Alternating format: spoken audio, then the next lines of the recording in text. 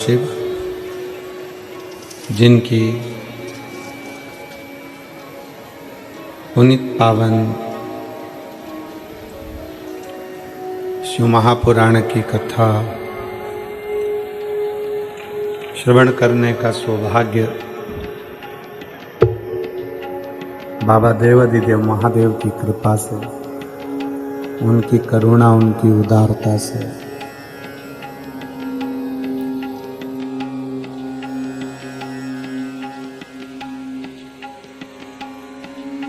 मेरठ की इस पवित्र धरा पर भगवान शंकर की करुणा और कृपा से, ओगणनाथ जी की दया से, बेलकेश्वर महादेव की कृपा से आज 7 दिवसीय शिव महापुराण की कथा जो मेरठ नगर में चल रही है, उसका आज विराम दिवस है।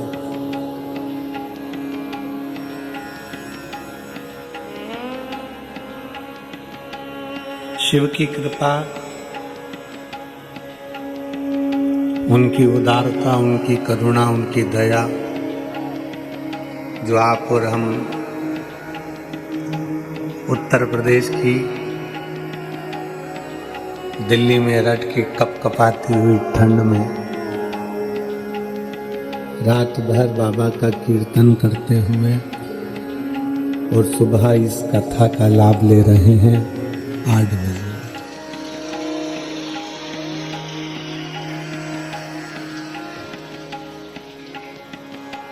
कथा मंडप में विराजमान सभी संत, साधु, गुरुजन, तपस्वी, साधक, उपासक, ब्राह्मण जन, कथा के आयोजक में श्री केदारेश्वर सेवा समिति मेरठ उत्तर प्रदेश, मुख्य यजमान श्री संदीप जी गोयल, श्रीमती रश्मि जी गोयल, श्री आशीष जी बंसल, श्रीमती पूनम जी बंसल, संरक्षक डॉक्टर ब्रजभूषण जयप्रकाश जी अग्रवाल, डॉक्टर राम कुमार जी गुप्ता, अध्यक्ष कृष्ण कुमार जी गुप्ता, महामंत्री आशीष जी बंसल, ऋषि जी अग्रवाल, राजेश जी, सुमित जी, अनिल जी, विपिन सिंघल जी, सुमित सिंघल जी, राहुल जी, अर्जी सिंघल, आशीष प्रताप सिंह, पवन बंसल, बबीता जी बंसल। एक बार यजमान परिवार के लिए जोरदार ताली बजाकर स्वागत, वंदन, अभिनंदन। जिन्होंने इस पवित्र पावन कथा का आयोजित कर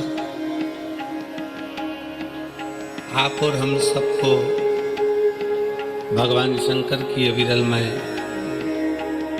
रसमय शिव कथा को श्रवण कराया। और तेरी कृपा बिना न हिले एक भी अणु, लेते श्वास तेरी कृपा से धन धन, बखान क्या करूं मैं राखों के ढेर का, चपटी गोद में खजाना कुबेर का, हे गंगाधार मुक्ति द्वार ओंकार तू, भोले ओंकार तू, आयो शरण तिहारी शंभुतार। भगवान शंकर की कृपा और उनकी करुणा का यह अपार समुद्र है शिव महापुराण की कथा।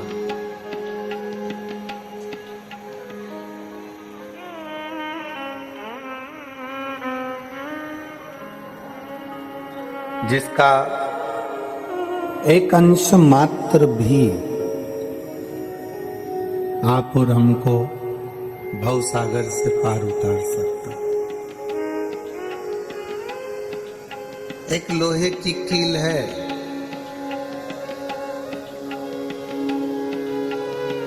उस लोहे की कील को जैसे आप लोग बैठे हो, मान लो ये गंगा जी बह रही है और इधर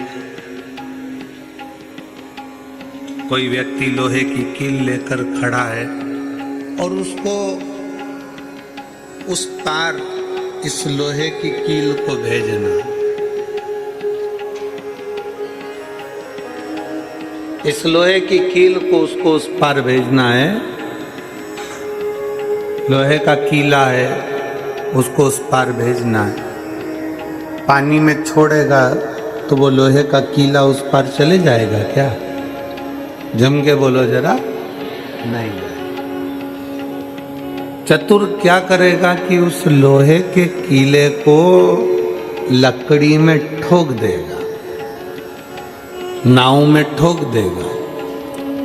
और लकड़ी में, नाव में जैसे लोहे का कीला ठोका, फिर लकड़ी को पानी में छोड़ा और लकड़ी पार उतर गई, वो लोहे का कीला भी पार उतर गया।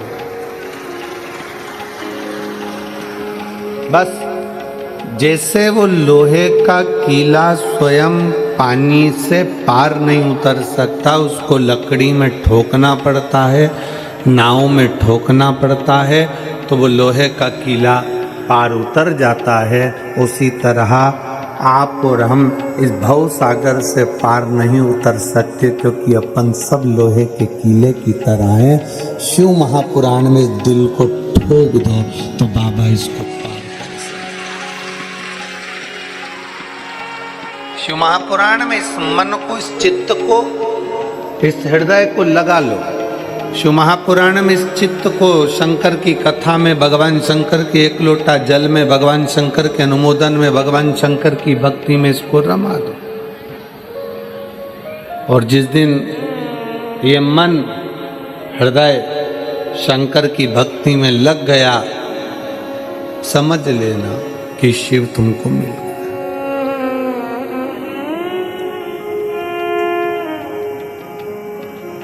आज मेरठ वालों का प्यार देखा कि वास्तव में प्यार इसी को कहते हैं। जो दुनिया के लोगों से प्यार करा वो तो टूट जाता है, पर पूरी रात आप शंकर का इंतजार करते रहे, इसको प्यार कहते हैं।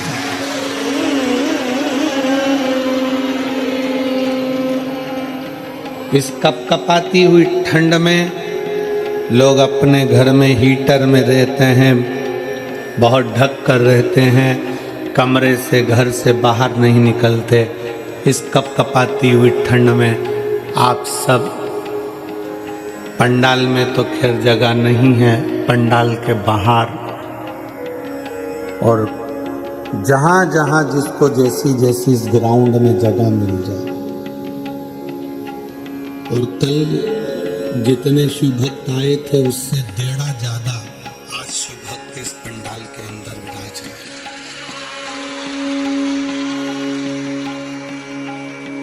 अब इतने शिव भक्तों की भक्ति, ये आपका आत्मीय प्रेम, भगवान शंकर के प्रति जो विश्वास आपका दृढ़ हुआ है, भगवान शंकर के प्रति जो आपका भरोसा दृढ़ हुआ है,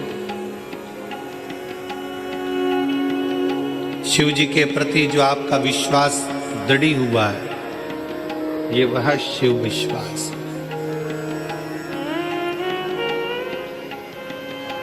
कितना प्रेम, कितना प्यार।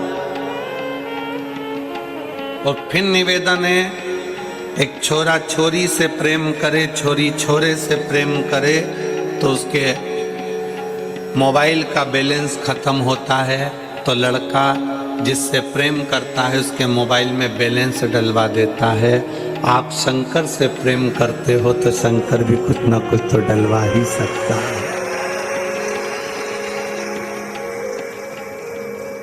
लड़की फोन लगा कर कह देती है, वो पूछेगा क्यों तुम बात क्यों नहीं करी हो, तो तो कहा मेरा बैलेंस खत्म हो गया था। अरे पागल, मुझे तो बताती मैं बैलेंस डलवा देता, तुम मुझे तो बोलती मैं बैलेंस डलवा देता। छोरी ने बोला और छोरे ने बैलेंस डलवाया। तुम जल चढ़ाते चढ़ाते 1-2 लोटा जल, तुम 1 लोटा जल रोज चढ़ाते हो, रोज चढ़ाते हो, रोज चढ़ाते हो, और 2-4 दिन तुम शंकर जी के मंदिर जल चढ़ाने नहीं गए ना, तो शंकर को टेंशन हो जाता, पगली आई क्यों नहीं, ये आया क्यों नहीं। शिव से प्रेम।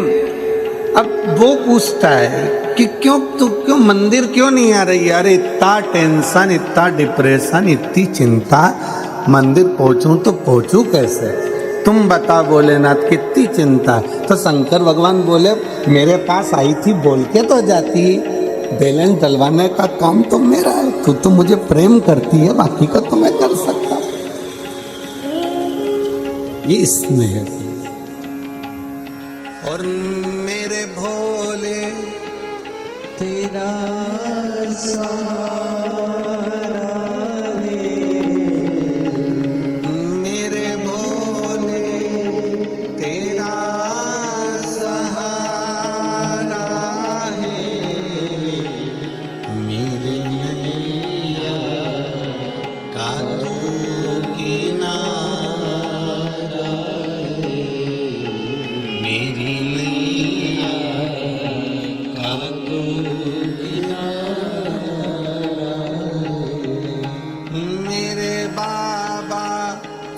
तुझे पुकारा है, मेरे बाबा तुझे पुकारा है, मेरी नैया का किनारा है, मेरी नैया का एक विश्वास। लोहे के कील को लकड़ी में ठोक दो, पार उतर जाएगा। इस दिल को भोलेनाथ के चरणों में छोड़ दो, पार उतर जाएगा मन पार। पर दिक्कत तो एक ही खड़ी होती है ना कि हमारी इतनी बेकार आदत हो गई है कि हम दिन भर अपने हृदय को, अपने दिल को हम मूंगफली बनाकर रखे। जो आया उसको पेश कर दिया, ले साहब तुम भी खाओ, ले साहब तुम भी खाओ। और लोगों ने दाना दाना खा लिया और छिलका छिलका छोड़ दिया। संसार के लोगों से प्रेम करोगे तो संसार के लोग केवल यही काम करते हैं कि तुम्हारा अंदर का विश्वास निगल जाते हैं, तुम्हारा वैभव निगल जाते हैं, तुम्हारा धन निगल जाते हैं और तुम्हें छिलका समझकर छोड़ देते हैं। फिर कोई दूसरी जगह जाकर मूंगफली को टटोलते रहते हैं। शिव महापुराण की कथा कहती हमें मूंगफली नहीं बनना, हमें शंकर के चरणों का दास बनना, हमें शिव चरणों का दास बनना, हमें शंकर भगवान की विरल भक्ति को धारण करना है।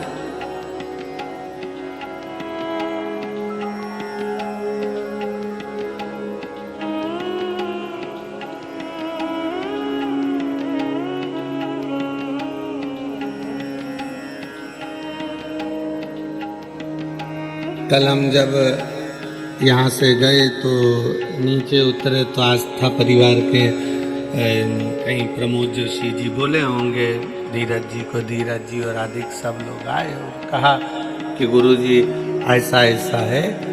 तो हमने कहा कथा तो बढ़िया चल रही है, कोई दिक्कत नहीं, रत्ती भर भी चिंता नहीं है। तो खूब अलमस्त होके खिचड़ी सामने आ रही है, खा रहे हैं, मूंगफली खा रहे, लड्डू खा रहे, पेड़ा खा रहे। जितना तो बारातियों को सुख नहीं उतना शिव पुराण के श्रोताओं को सुख है। खुद तो खाते हैं, दूसरे को भी खिला देते हैं। बोलो सही है कि गलत है? पर गुरुजी ऐसा ऐसा चला, हमने कहा कोई बात नहीं, दिसंबर विदा हो रहा है तो अप्रैल मिलने आया था। दिसंबर विदा हो रहा है तो अप्रैल दिसंबर से मिलने आया था। जब लाइव शिव महापुराण की कथा आस्था चैनल पर बहुत शान से चल रही है और दुनिया के लोग अगर कुछ थोड़ा बहुत डाल दिए हैं तो हमने कहा वो तो अप्रैल फूल मनाने के लिए दिसंबर में आए थे, दिसंबर की विदाई करने के लिए अप्रैल मिलने आया। शिव तत्व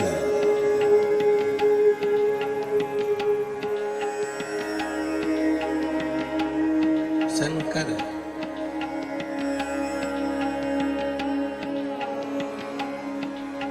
और मैं धन्यवाद देता हूं मेरठ के सभी रहवासियों को, मेरठ की इस पवित्र धरा के सभी निवासियों को कि आपकी भक्ति बड़ी प्रबल है, आपका विश्वास बड़ा प्रबल है। और आप मेरठ वासियों, आप सत्य पर टिकने वाले हो, असत्य को आपने दूर हटा दिया और सत्य सत्य ही रहता है, सत्य सत्य ही रहता है।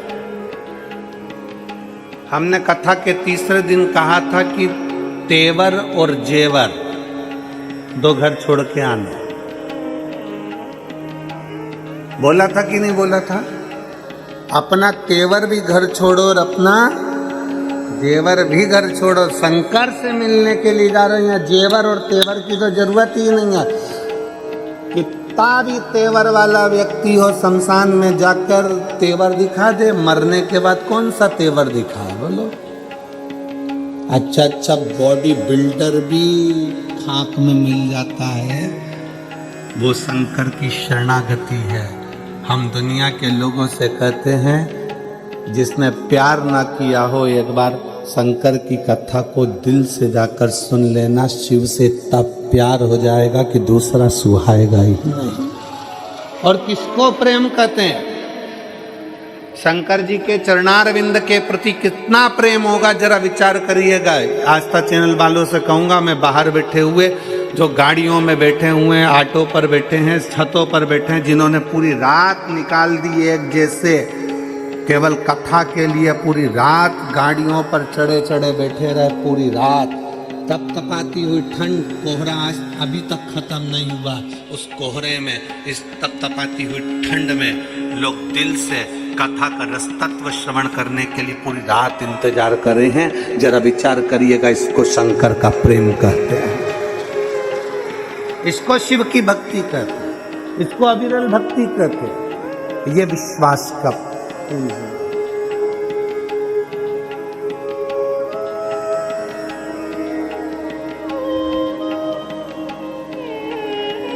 आप और हम भगवान शंकर की अविरल भक्ति में इस चित्त को, इस मन को, इस भाव को अपना उस भगवान कृष्ण के चरण में ले जाकर छोड़ो।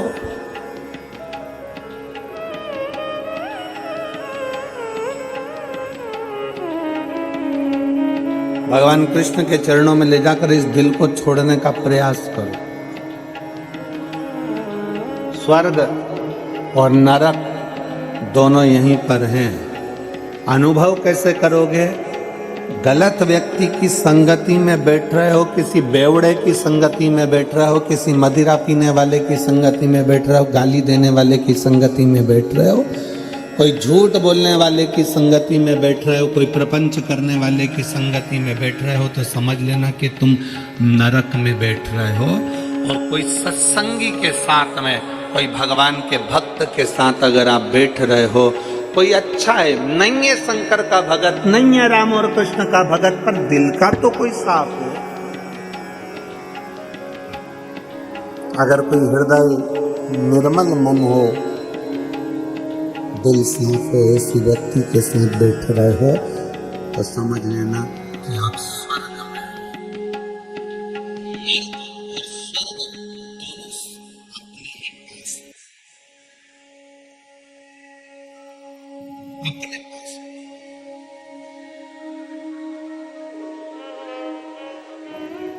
परिवार में जो संबंध नहीं होता ना, परिवार में जो रिश्ता नहीं होता ना, 7 दिन की कथा में लोग अलग अलग आकर बैठते हैं, अलग अलग लोग बैठते हैं, पहचान भी नहीं रहती, जानते भी नहीं है, पहचानते भी नहीं है, और कथा में जाकर बैठ जाते हैं। आपस में इनका इतना प्रेम हो जाता है, इतना प्रेम हो जाता है कि भोजन भी एक साथ करते हैं, चाय भी एक साथ पीते हैं, लड्डू तिल्ली का भी एक साथ खाते हैं, और बिस्कुट भी एक साथ खाते हैं, और पानी भी एक साथ पीते हैं। इतना प्रेम हो जाता है कि जब 7 दिन की शिवपुराण की कथा हो जाती है तो एक दूसरे को फोन लगाकर पूछते हैं, कैसे हो, बढ़िया हो, आनंद हो। ये संबंध है शंकर का, इसी को कहते स्वर्ग।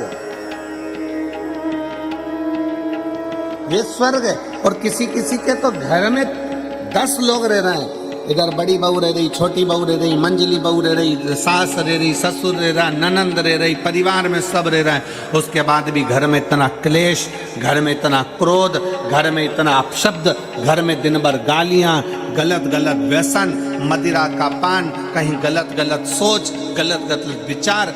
तो तुम्हारा घर कैसा भी हो फिर भी वो नरक से कम नहीं।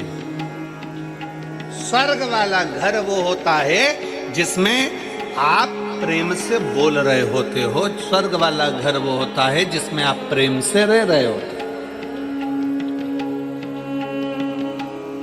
और आज शिव महापुराण की कथा में आप सबसे निवेदन है, संक्रांति पर किसी को तिल्ली का लड्डू खिलाओ ना खिलाओ, संक्रांति पर किसी का मुंह मीठा कराओ ना कराओ, पर इतना याद जरूर रखना कि संक्रांति पर अपनी जीवान से थोड़ा सा मीठा बोल लेना तो किसी का मुंह मीठा हो जाएगा। अपनी जिह्वा से मिठास परोसिए, अपनी जिह्वा से मीठा देने का प्रयास करिए।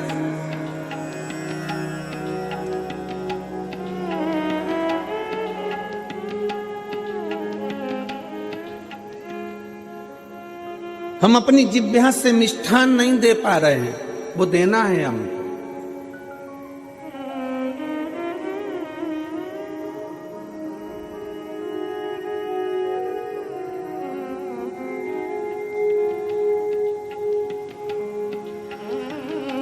एक महाराज जी ने कथा में पूछ लिया, स्वर्ग कौन कौन जाना चाहता?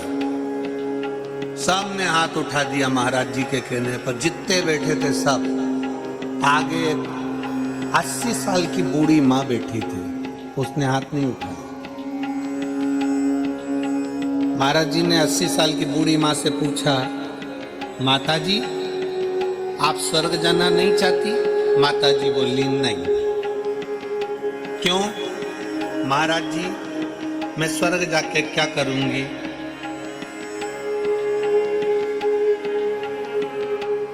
क्या करूंगी? अगर मेरी ये पड़ोसन सुधर जाए ना तो मेरा मोहल्ला वैसी स्वर्ग हो जाए। स्वर्ग हमारे नजदीक में, स्वर्ग हमारे घर में, स्वर्ग हमारे परिवार में, स्वर्ग हमारे अपने कुल के अंदर, अपने घर के अंदर, अपने परिवार में स्वर्ग समाया हुआ है। बस मीठी वाणी से स्वर्ग है, मीठे शब्दों से स्वर्ग है। लड्डू बनाया तिल्ली का, गजक बनाई तिल्ली की, खूब शक्कर मिलाई, खूब गुड़ मिलाया, खूब प्रेम से तुमने लड्डू बनाया, लड्डू बनाया। पर कई घर ऐसे हैं कि लड्डू बनाने में भी कड़वी वाणी का प्रयोग हो जाता है। लड्डू तो बन रहा है पर आपस में इतना झगड़ा चल रहा है कि लड्डू में भी वो वाणी का असर आ गया। जिसने खाया खाते सी गालियां देना चालू, ट्रांसफर हो गया, लड्डू में ही गाली ट्रांसफर हो गई।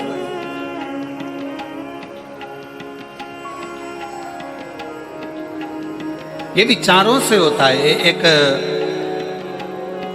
राजा को रात भर नींद नहीं आती थी, बड़ा बेचैन रहता था, बड़ा बेचैन। पूरी रात कर्मठ बदलता रहता था राजा, पूरी रात। और राजा पूरी रात कर्मठ बदलता।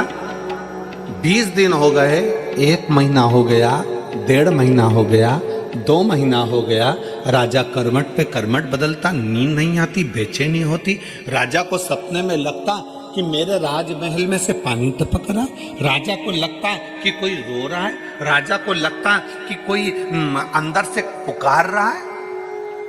राजा अपने गुरुजी के पास गया, गुरुदेव मुझे समझ में नहीं आता कि मैं राजा हूं, नगर का राज्य मेरे पास में है, पर समझ में नहीं आता कि मुझे लगता है कि मेरे महल टूट गया, उसमें से पानी टपक रहा है, अंदर से कोई रो रहा है। भोजन करता हूं, चित्त नहीं लगता, बेचैनी होती है, अंदर से बहुत बेचैन हूं। गुरुजी ने पूछा घर में सब ठीक तो है? हाँ, राजघराने में तो सब ठीक है, पर मुझे ऐसा क्यों हो रहा है?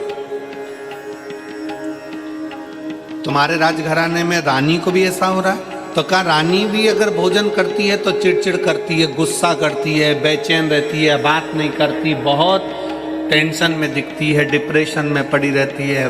बच्चों के साथ भी यही प्रॉब्लम हो रहा है। महाराज गुरुजी आप बताओ क्या करें? राजा ने कहा कि मैं कल तुम्हारे महल में पहुंचूंगा। राजा महल में गया, जहां भोजन बन रहा था, उस भोजन बनाने वाली माँ से एक स्त्री भोजन बना रही थी। उस स्त्री के पास राजा गया और इस स्त्री से पूछा, बहन इधर आओ। हाँ महाराज जी, दंडवत प्रणाम।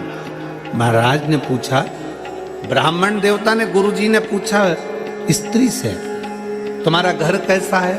अरे महाराज पूछो मत, बारिश आ रही है ना, बारिश में इतना टेंशन है मुझको, मेरे घर में जगह जगह से पानी टपकता रहता है, बर्तन लगा लगा कर आती हूँ, बच्चे बिलखते रहते हैं, रात भर मुझे नींद नहीं आती, मैं बेचैन रहती हूँ, अपने आप को बहुत कोसती हूँ कि कहाँ का जन्म ले लिया, परिवार भी मेरा ऐसे रोते रोते निकल रहा है। बस गुरु ने समझ लिया। गुरुजी ने राजा से कहा, एक काम करो, इस भोजन बनाने वाली का मकान बनवाओ, इस भोजन बनाने वाली का मकान बनवाओ, इस भोजन बनाने वाली के लिए व्यवस्था अच्छी कर दो, फिर देखते हैं क्या होता है। भोजन बनाने वाली का मकान बन गया, व्यवस्था अच्छी हो गई, बच्चों को कपड़े मिल गए, आभूषण मिल गए, भोजन मिल गया। अब भोजन बनाने वाली ने जब भोजन बनाना प्रारंभ करा, राजा उस दिन से खुश रहने लगा, रानी उस दिन से खुश रहने लगी। बड़े दोनों आपस में बैठते बातचीत करते, बड़े प्रसन्न दिखते, चेहरे पर रौनक आ गई, रंगत आ गई, डिप्रेशन समाप्त, नींद जो चिड़चिड़ापन था वो समाप्त हो गया, जो पूरी रात की नींद चली गई थी वो अच्छी से नींद आने लगी। गुरुजी से पूछा, गुरुदेव ऐसा क्या हुआ? हमने तो केवल भोजन बनाने वाली का मकान बनवाया, हमने तो केवल भोजन बनाने वाली का बच्चों के लिए व्यवस्था करी और हमारे को बेचैनी मिट गई।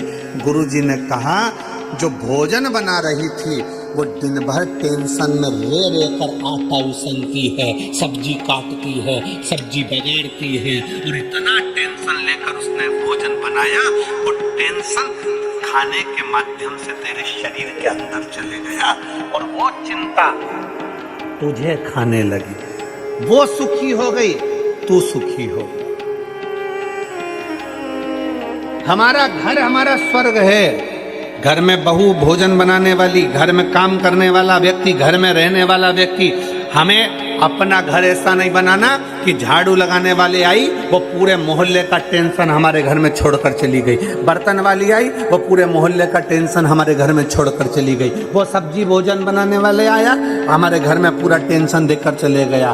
भोजन बनाने वाले से भी बात करो तो ऐसी बात करना, भैया प्रसन्न चित्त में भोजन बनाना, मुसद्दी लाल जैसे नहीं।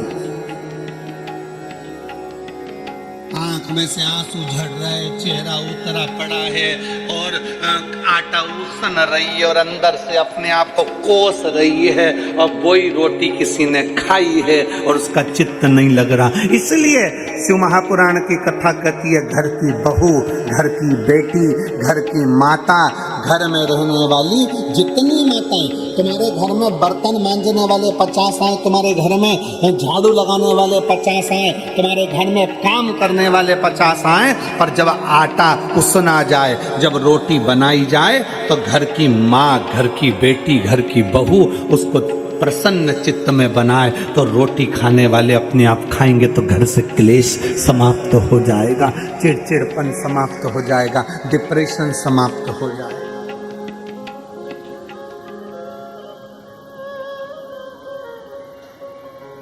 करिए, मना नहीं है, आपके घर में सब आए,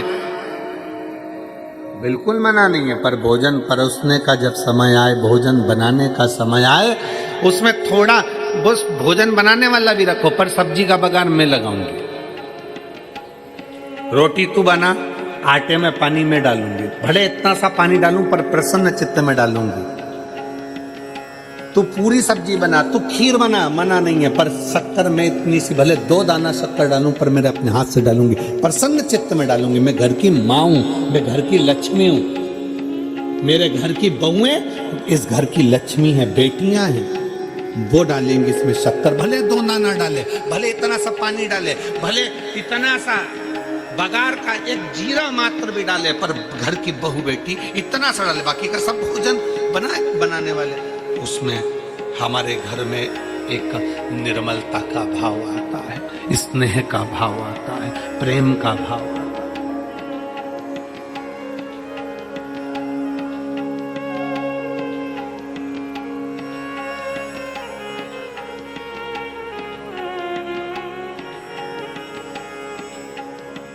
और जहां प्रेम होता है ना, वहां कुछ भी खिला दिया जाए ना तो भी लोगों को बड़ा आनंद आता है। प्रेम जहां पर है वहां कुछ भी खिलाया गया लोगों को आनंद आया। जहां प्रेम ही नहीं है, 56 भोग भी लाकर रख दिए, इसमें सीधे अक्रूर जी का चरित्र आता है।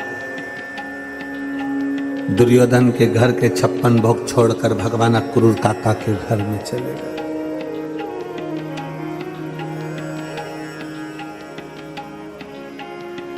कौन? अक्रूर। जहां पर विदुरानी अक्रूर जी की पत्नी शंकर की परम भगत थी। शिव जी से बस केवल एक बार मांगा था उस अक्रूर जी की पत्नी विदुरानी ने कि एक बार द्वारकानाथ मेरे घर पर आए, एक बार नारायण मेरे घर पर आए, एक बार द्वारिकाधीश मेरे घर पर आए। ये अक्रूर जी की पत्नी ने शंकर जी से मांगा, शिव जी से।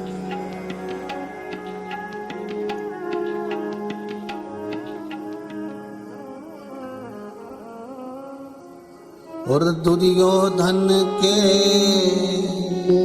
मेवा त्यागे, साग भी दूर घर खाई, सबसे प्रेम सदा, सबसे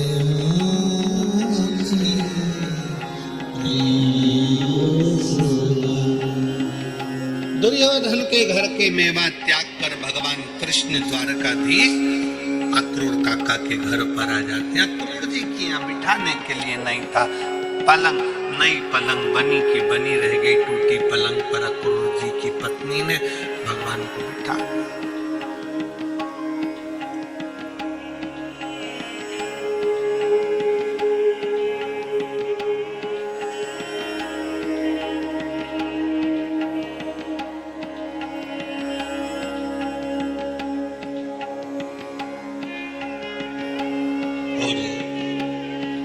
खाने के लिए दिया तो क्या दिया था?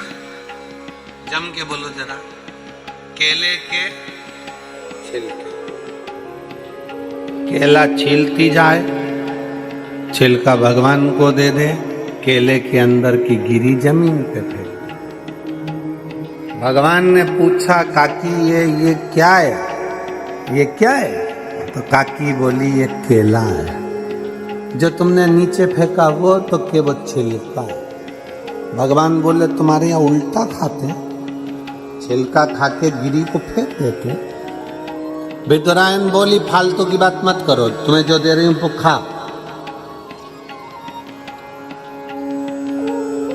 इतने में भगवान बोले विदुरायन से, विदुरायन काकी सारा की सारा केला मुझे खिला दोगी तो काका और काकी तुम दोनों क्या खाओगे? काकी बोली जो जमीन पे पड़ा है ना हम दोनों खा लेंगे, जो ये जमीन पे पड़ा है वो हम दोनों के लिए। भगवान मन में सोचे कितनी भोली है, कितनी भोली। और परमात्मा ऐसे भोलों से रिश्ता है।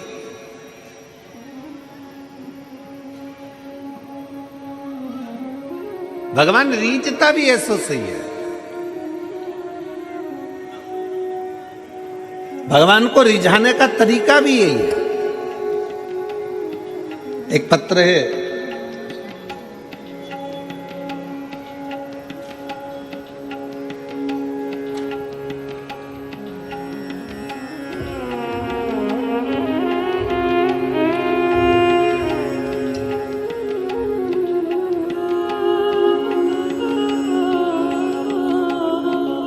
मेरा नाम अदिति ऋषि शर्मा है।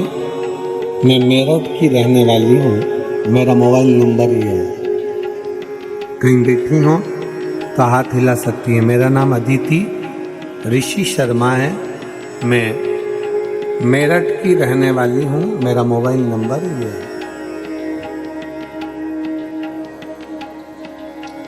मेरी शादी को 5 साल हो गए थे। मैंने 5 साल से 10 से 11 डॉक्टरों को दिखाया। शादी के 8वें महीने से इलाज शुरू हो गया था, पर खूब पैसा लगाया। 7 से 8 लाख रुपए के नीचे आ गए। सभी डॉक्टरों ने मेरे नसें बंद बताई थी और टीवी की गांठ बता दी थी। इस कारण बस संतान प्राप्त नहीं हुई। नलों का ऑपरेशन भी बताया था। किसी ने मेरी कोख को ऐसा बता दिया कि बंधन कर दिया हो, पर शिव पुराण ये बंधन आदि को नहीं मानते। फिर मेरे को किसी ने कहा कि आप शिव महापुराण की कथा सुनो। हमने कथा सुनना प्रारंभ करी। मैंने 3 बार सफेद आंकड़े की जड़ का प्रयोग किया और मैंने सासू माँ ने पशुपतिनाथ का व्रत किया। दूसरे व्रत के दौरान मुझे गर्भ ठहर गया। गुरुदेव 3 बार गर्भ ठहरा था, तीनों बार 2-2 महीने का गर्भ गिर गया। मैं बहुत टेंशन में पड़ गई। मेरी सासू माँ ने मुझे फिर से आंकड़े की जड़ का पहनने का बोला और मेरी मौसी सीहोर गई, वहां से रुद्राक्ष लेके आई। उन्होंने मुझे बताया तांबे के लोटे में रुद्राक्ष को डालकर उसका जल पीना, महादेव को चढ़ाना, फिर उसके जल को अमृत समझकर पीना। फिर मेरी सासू माँ ने रोज मंदिर जाती, महादेव का जल चढ़ाती, फिर मुझे पिलाती। फिर हम डॉक्टर के यहाँ गए और वहाँ उन्होंने कहा कि बच्चा जरूर होगा, महादेव पर विश्वास करो। और हम बाबा पर विश्वास करते रहे और बाबा की कृपा से मेरा गर्भ तो ठहर गया। गर्भ ठहरा, पर 8वें महीने में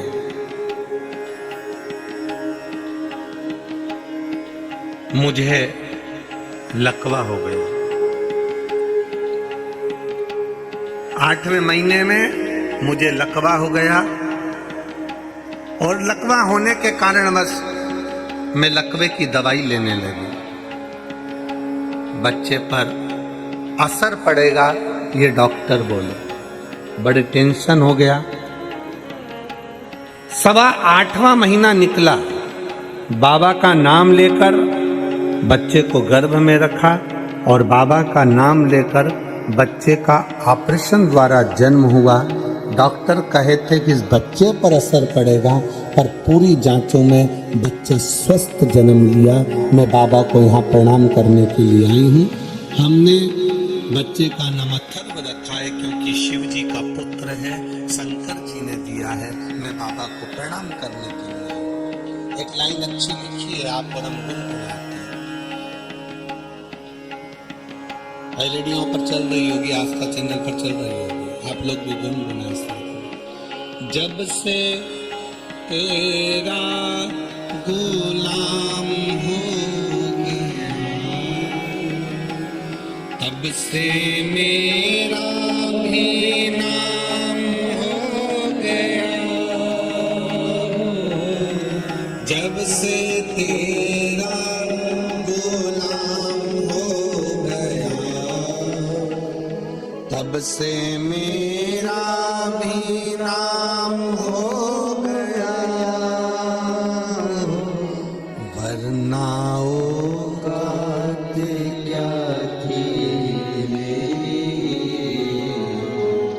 सबसे बढ़िया है सबसे खरी, भोले बाबा तेरी नौकरी, सबसे बढ़िया है सबसे खरी, तेरे दरवाजे की चाकरी, सबसे बढ़िया है सबसे खरी। लकवा होने के बाद भी बाबा पर भरोसा कर कर, शिव के एक लोटे जल पर भरोसा, किसी व्यक्ति पर नहीं।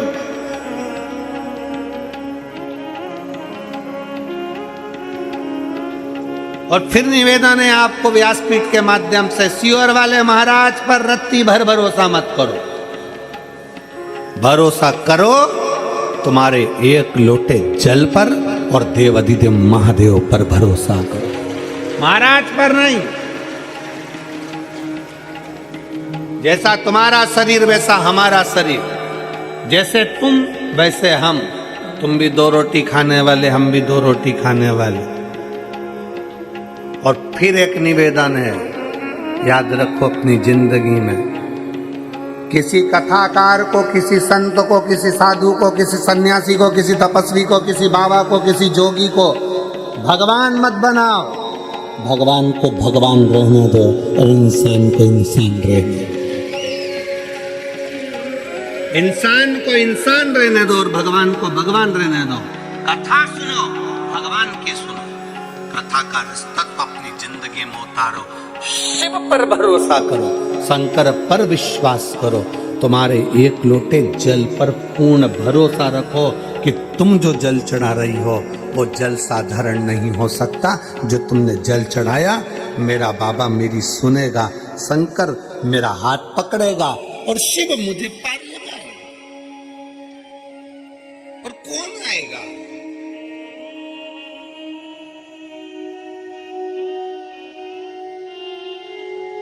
कौन? तुम्हें 2 लाख रुपए की जरूरत है, तुम्हें 3 लाख रुपए की जरूरत है, परिवार वालों के पास जाना, मुझे 5 लाख की जरूरत है, दोगे क्या? देगा परिवार? जम के बोलो जरा। नहीं। वही 2-3 लाख रुपए के लिए तुम तुम्हारे महाराज के पास जाना, महाराज जी 2-3 लाख रुपए दोगे क्या? नहीं। फिर किसी के पास जाना, तुम दोगे क्या? नहीं। वो 2-3 लाख रुपए कहीं से नहीं मिलेंगे। आपको अपना कर्म प्रबल करना पड़ेगा, अपनी मेहनत प्रबल करना पड़ेगी, अपना परिश्रम प्रबल करना पड़ेगा, अपने बल को बढ़ाना पड़ेगा और लगनता से काम करना पड़ेगा।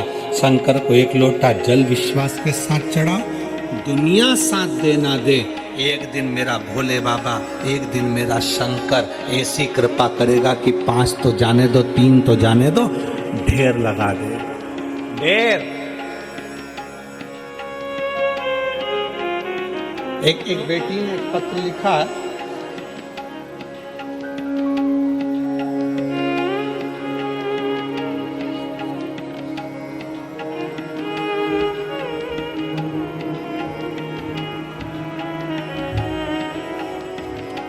मैं गौरव कश्यप निवासी प्रेमपुरी रेलवे रोड मेरठ की रहने वाली हूँ। कहीं बैठी हो तो हाथ हिला सकती है, अगर कहीं बैठी हो तो हाथ हिला सकती है। मेरा नाम खुशी कश्यप है, पति का नाम गौरव कश्यप है, निवासी प्रेमपुरी रेलवे रोड मेरठ उत्तर प्रदेश की रहने वाली हूँ। मेरा मोबाइल नंबर ये है। एक लोटे जल का मैं क्या वर्णन करूँ गुरुदेव।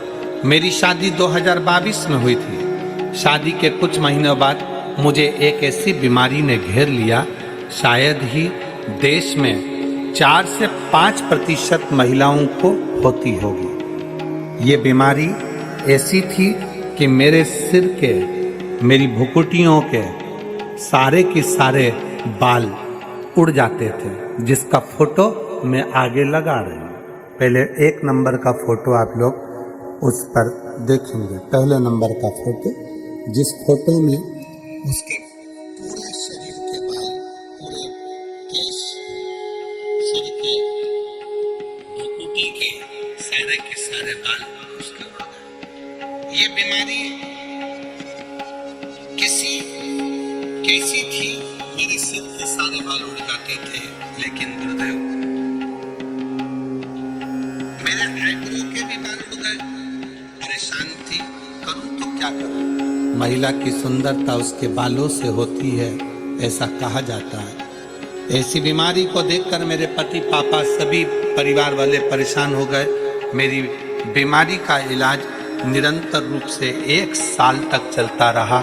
मेरठ में ऐसा कोई ही डॉक्टर छोड़ा होगा जिनके पास में इलाज नहीं करवाया हो। जो भी हम कमाते वो सब डॉक्टरों के पास में चला जाता, लेकिन इतना इलाज होने के बाद भी कोई परिणाम नहीं मिला। ऐसे में परेशान होकर मैं अपने फूफा जी से मिली थी। उन्होंने आपकी शिव महापुराण की कथा के बारे में बताया, और तुम रोज अपने फोन में कथा सुने, शिवालय में जाकर 1 लोटा जल चढ़ाओ, उसी जल का घर लाकर उसका आचमन कुंदकेश्वर महादेव के नाम से करो, उसी जल को सिर पर भी लगाओ। इसी बीच मेरे पापा सीहोर में गए और वहां जाकर मेरे लिए प्रार्थना करी। मेरी बेटी की शादी अभी नई हुई है, उसे इतनी बड़ी बीमारी हो गई, बाबा आप कुछ कृपा करो, बीमारी से मुक्त करो। अब जब भी कथा सीहोर में होगी, मैं अपने साथ अपनी बेटी को नमन कराने के लिए लाऊंगा, ऐसा बोलकर घर आ गए। लेकिन उसके बाद में और मेरे पति दोनों ही रोज साथ में मंदिर जाते। ऐसा करते हुए मुझे 3 महीने गुजर गए और मेरे महादेव बाबा ने अपनी कृपा बरसाना शुरू कर दी। आज मैं पूर्ण तरह से ठीक हो गई, मेरे पूरे सिर के बाल भी आ गए और मेरी आईब्रो भी वापस आ गई और बाबा की कृपा मुझ पर हो गई। ये शिव तत्व। अब दूसरा फोटो देखिए जिसमें उसके केश और वापस आ गए भूकुटी। ये दूसरा फोटो शिव तत्व है। कहीं बैठी हो तो एक बेलपत्र लेने के लिए आ सकती हूँ। मैं यजमान परिवार को धन्यवाद देती हूँ जिन्होंने मेरठ में हमें शिव महापुराण कथा सुनने का मौका दिया। मैं गोयल जी और बंसल जी आपको साधुवाद देता हूँ उसके लिए बहुत बहुत। लाइन अच्छी लिखी है, आप और हम गुनगुना लेते हैं एक बार।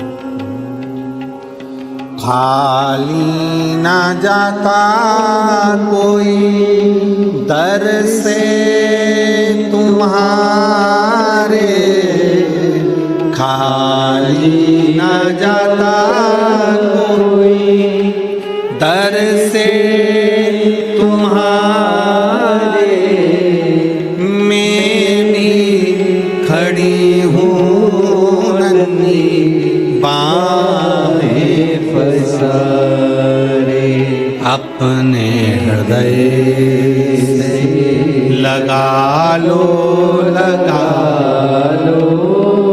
गिरा जा रहा हूँ, उठा लो भोले अपने दर से अब तो ना टालो, गिरी जा रही हूँ, उठा लो। शंकर भगवान को 1 लोटा जल शिवजी से करी हुई प्रार्थना, शंकर से करा गया विनय खाली नहीं जा सकता। शंकर की इस पंडाल में बैठकर सुनी हुई शिव महापुराण की कथा खाली नहीं जा सकती, वो दिए बिगर नहीं रहती, देती जरूर।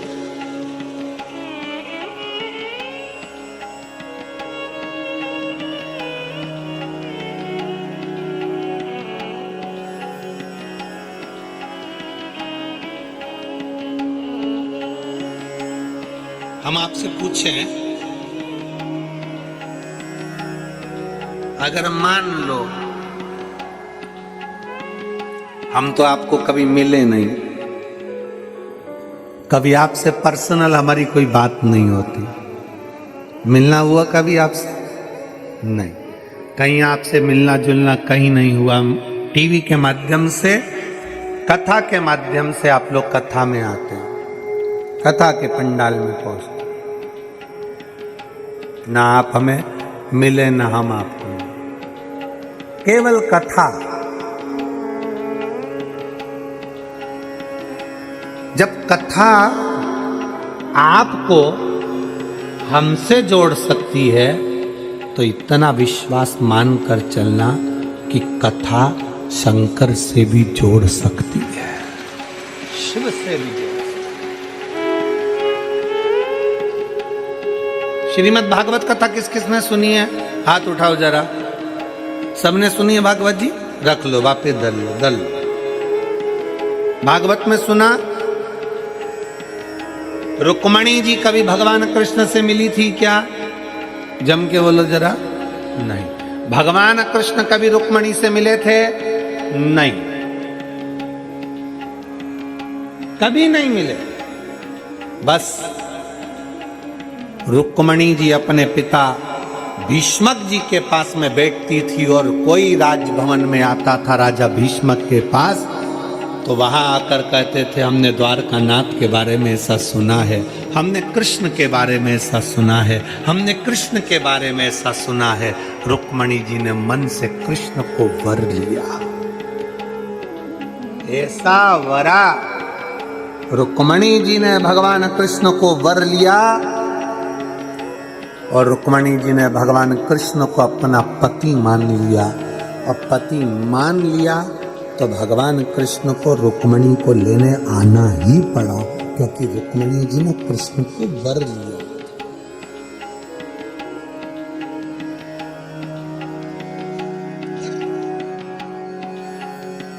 कृष्ण को अपना मान लिया।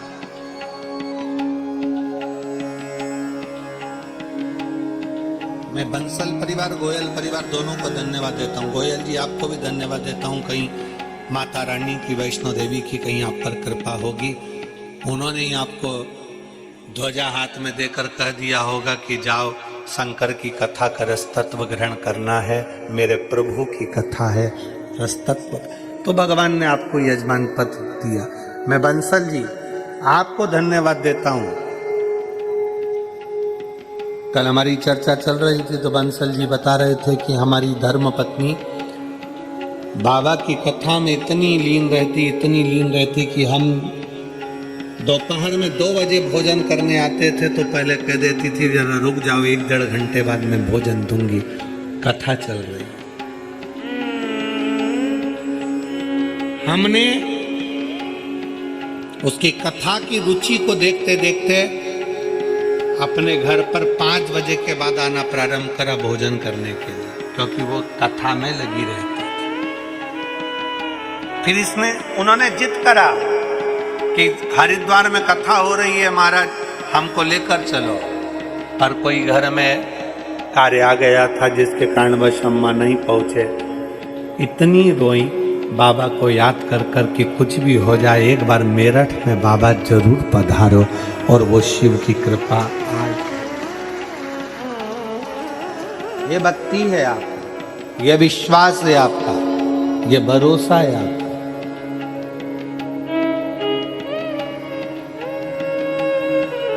कल एक गलत मैसेज लोगों के बीच में डाल दिया गया कि भगदड़ हो गई, ये हो गया, वो हो गया। गलत मैसेज लोगों का। जितने शिव भक्त बैठे थे उन सब के घरों से लोगों के पास में फोन आया, जब उन्होंने दिल से कहा कि हम तो कथा सुन रहे हैं, पंडाल में बैठे हैं, खूब दिल्ली का लड्डू खा रहे हैं, बाबा का गुणगान गा रहे हैं, कोई कमी नहीं, कोई कमी नहीं। और मैं आप सबसे पूछो, ईमानदारी की बात बताना, सत्य की मूर्ति शिव के सामने बैठे हो, रत्ती भर तकलीफ आई है कहीं? दोनों हाथ उठाकर बोलो एक बार, कहीं रत्ती भर तकलीफ आई? खूब प्रेम से भोजन हुआ। भोजन भंडारा कैसा बनाया जजमानों ने? अच्छा बनाया। भक्तों ने, मेरठ के जितने भक्त हैं उन लोगों ने भी आकर कुछ तो प्रसादी पवाई होगी आप लोगों को। अच्छा लगा ना? दोनों हाथ उठा कर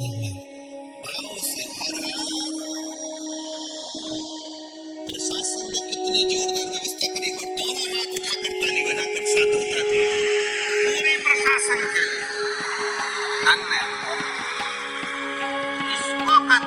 और उसके बाद भी बस केवल बात वो नहीं है, बात जो भगदड़ की फैलाई गई वो इसलिए फैलाई गई कि उसके घर के लोग अंदर नहीं बैठ पा रहे थे। दिक्कत तो वहां अड़ी पड़ी थी ना कि जेवर और तेवर घर नहीं छोड़ के आ, तकलीफ तो वहां अड़ी पड़ी थी।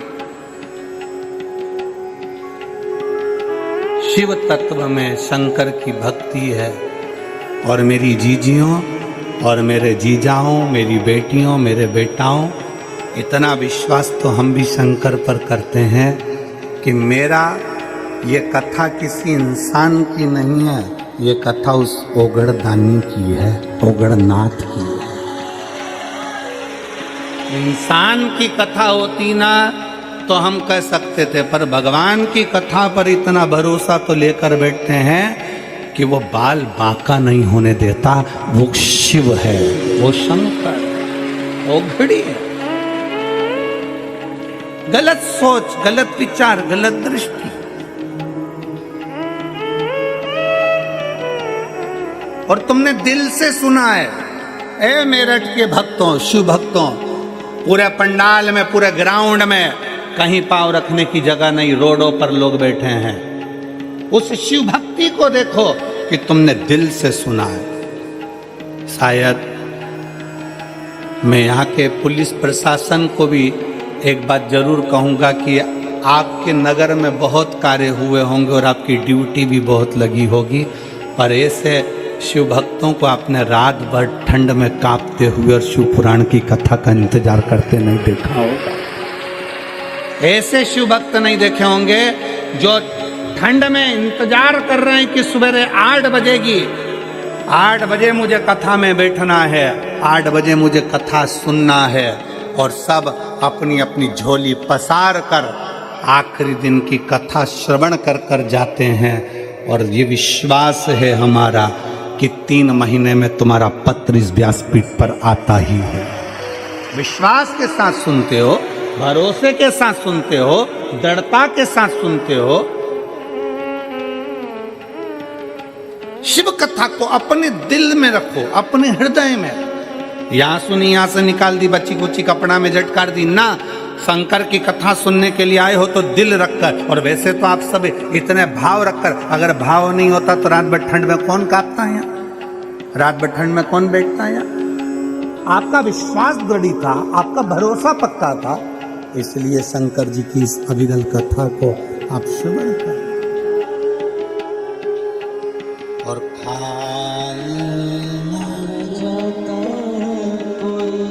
सब बोलो जितना पंडाल में बैठे हैं, दर से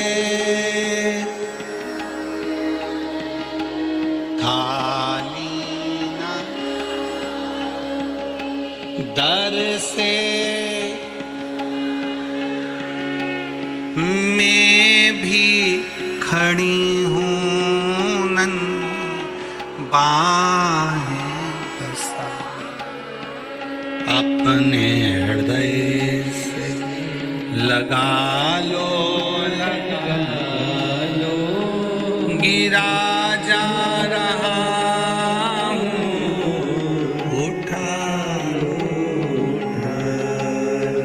भोले अपने दर से अब तो ना टालो, गिरी जा रही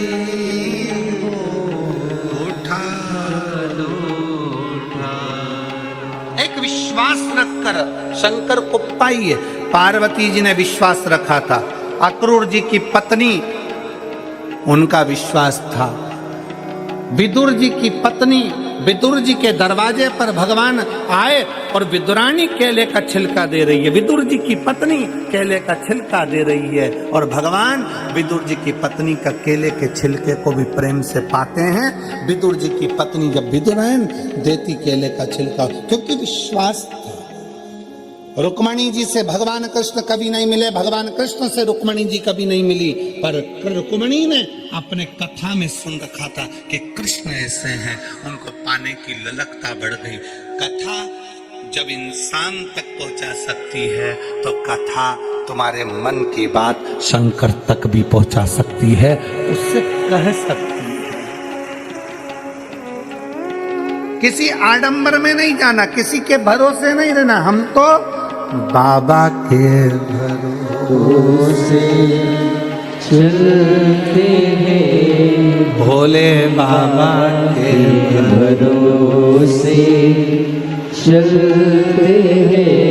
ये दुनिया वाले जलते हैं, ये दुनिया वाले जलते हैं, भोले बाबा के भरोसे चलते हैं, भोले बाबा के भरोसे चलते हैं। डमरू वाले के भरोसे चलते हैं, डमरू वाले के भरोसे चलते हैं। ओ काशी वाले के भरोसे चलते हैं, काशी वाले के भरोसे चलते हैं। हम तो बाबा के भरोसे चलते हैं, हम तो बाबा के भरोसे चलते हैं। ये दुनिया वाले जलते हैं, ये दुनिया वाले जलते हैं, ये दुनिया वाले जलते हैं, ये दुनिया वाले जलते हैं। ओ धड़कानी के भरोसे चलते हैं, ओ धड़कानी भरोसे चलते हैं। सीहोर वाले के भरोसे चलते हैं, सीहोर वाले भरोसे चलते हैं। भोले बाबा के भरोसे चलते हैं, भोले बाबा के भरोसे चलते हैं।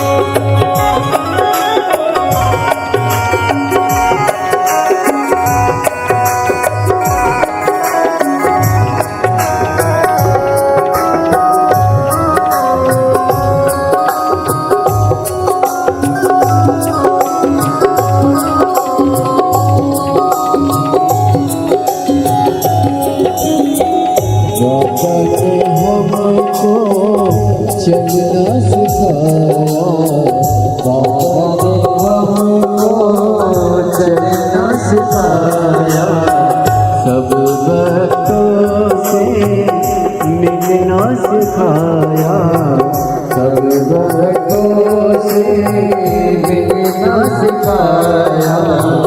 बाबा ने हमको चलना सिखाया,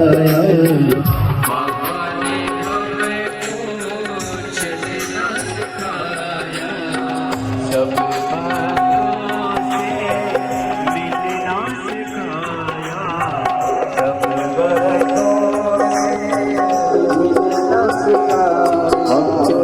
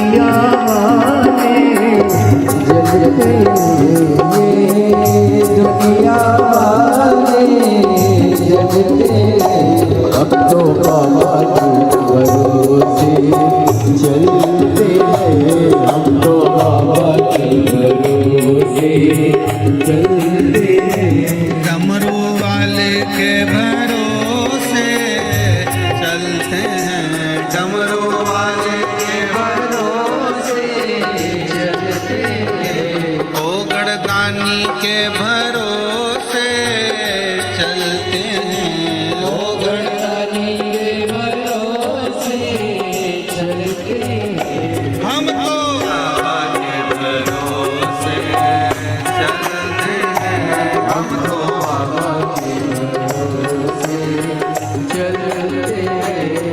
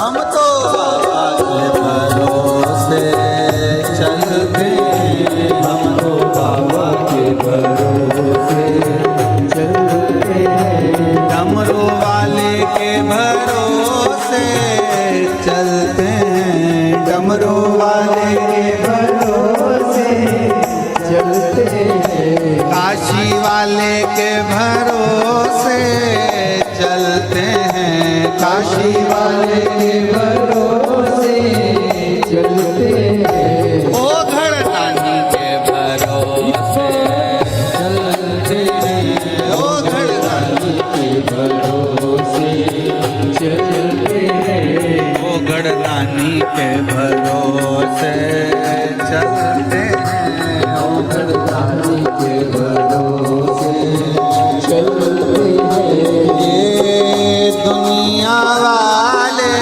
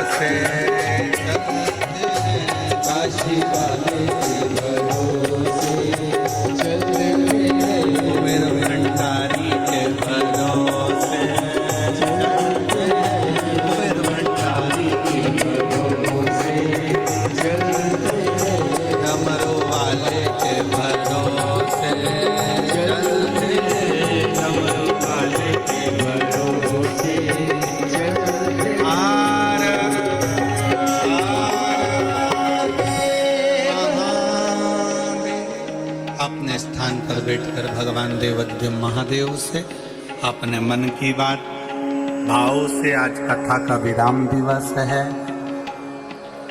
जो कथा आप लोग सुबह 8 बजे यहाँ श्रवण कर रहे हैं, वही कथा टीवी पर 1 बजे से 4 बजे तक आएगी। बड़े भाव से दिल से बाबा से प्रार्थना करिए और अपने मन की बात बाबा से कहिए।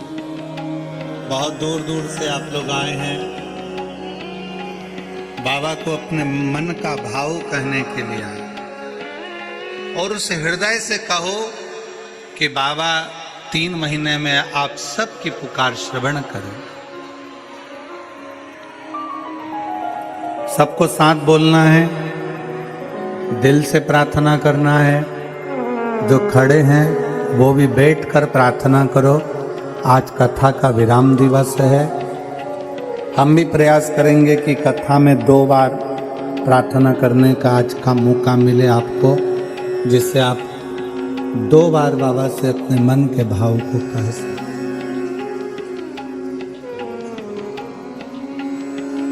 सब लोग साथ में बोलें और बाबा को अपने मन का भाव करें।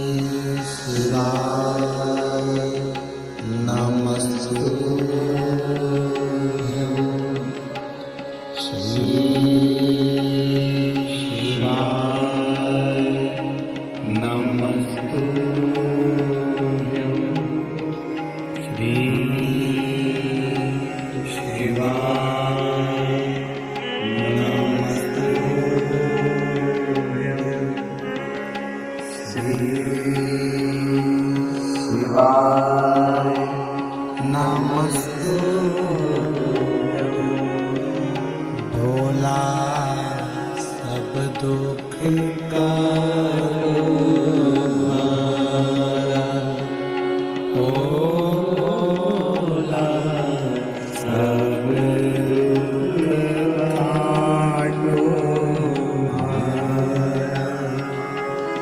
शिव शंकर जपू तेरी भोले बाबा जपू तेरी माला। भोला सब दुख काटो हमारा। ओ भोला सब दुख काटो वेश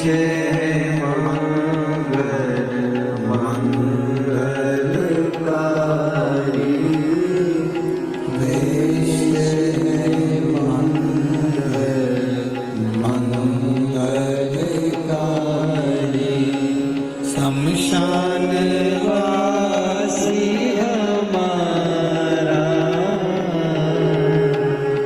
शमशान वासी हमारा। ओ भोला सब दुख काटो हमारा। ओ भोला सब दुख काटो।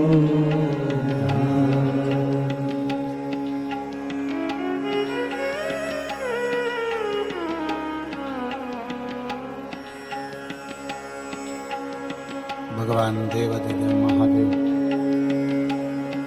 शिव उगड़दानी त्रिकालदर्शी कैलाशी अविनाशी शंकर। एक अक्षत का दाना एक विश्वास से शिव अपने हो गए। रुक्मणी जी ने भगवान कृष्ण की कथा सुनी तो कृष्ण उनको मिल गए। शिव महापुराण की कथा सुनना मतलब शंकर को अपना बना लेना और अपन शंकर के हो जाओ। हम शिव के हो जाए और शिव हमारे हो जाए।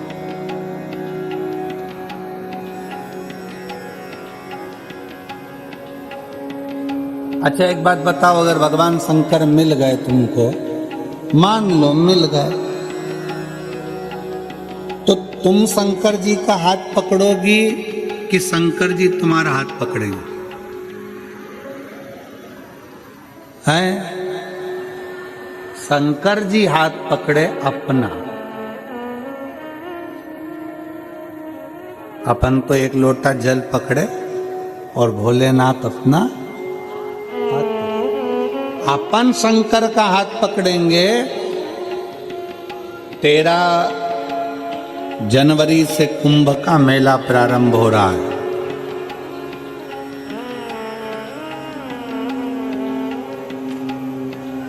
दस फरवरी को कुंभ के मेले में भी शिव महापुराण की कथा है त्रिवेणी संगम पर।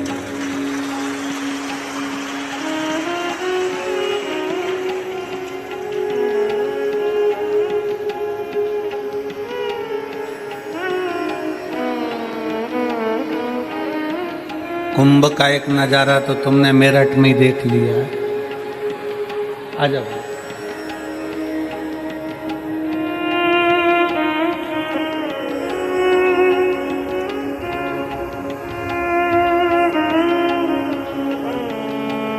ठीक है बेटा, मालाना प्रारंभ हो ना।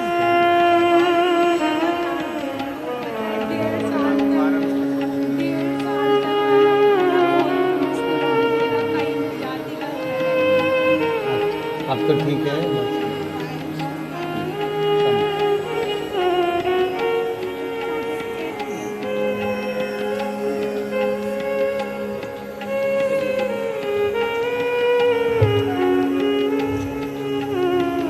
इस बेटी के पूरे भुकुटी के बाल, सिर के बाल सब चले गए थे एक बीमारी में।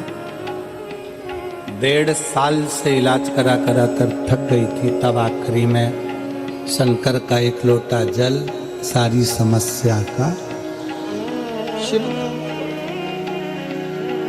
तो 13 जनवरी से कुंभ का मेला प्रारंभ हो जाएगा। 10 फरवरी से 16 फरवरी तक कुंभ के मेले में 7 दिन।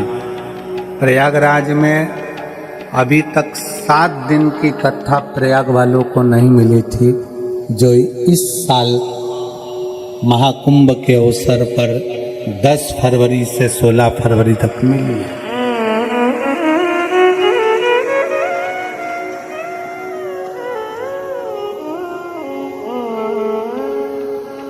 नहाने तो तुम लोग जाओगे कुंभ, तो 2 काम तुम्हारे हो जाएंगे। एक तो शिव पुराण सुन लोगे, त्रिवेणी का घाट हो जाएगा, कुंभ का स्नान हो जाएगा और बाबा की कथा।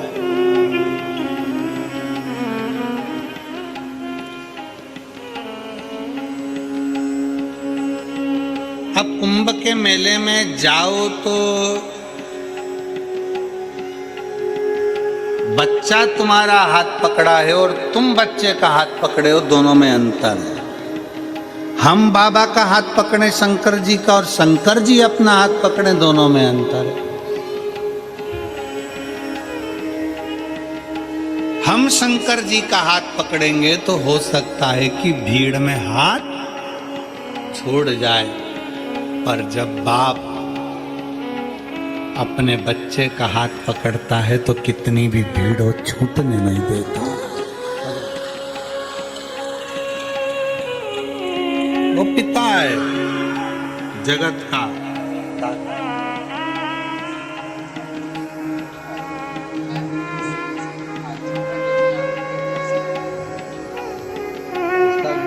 क्या पता था?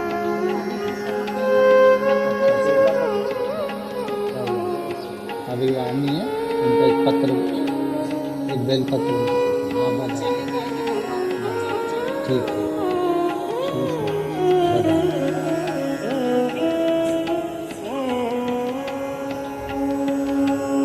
हम अपना हाथ भगवान शंकर को पकड़ा दिए, हम शिव के हो जाए और शिव हमारा।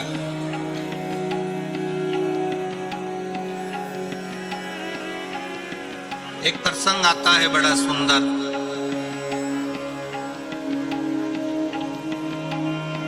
विनायक का सिर कट गया था और पार्वती जी गंगा जी से प्रार्थना करती हैं कि गंगा तू मेरी बड़ी बहन है,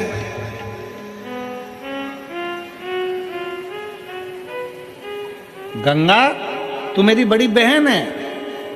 पार्वती जी कहती हैं गंगा मेरे बेटे का सिर कट गया, अगर गंगा मेरे बेटे का अगर मस्तक वापिस जुड़ गया तो तुझे 1.25 लाख दीप का दान करूंगी,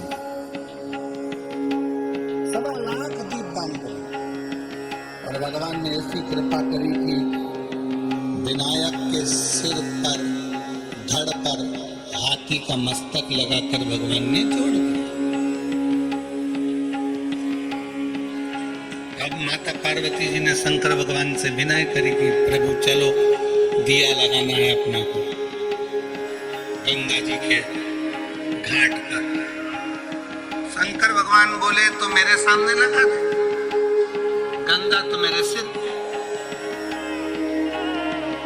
वो फिर वही वाली लाइन आ गई ना कि सारे तीर्थ धाम आपके चरणों में, हे भोलेनाथ प्रणाम।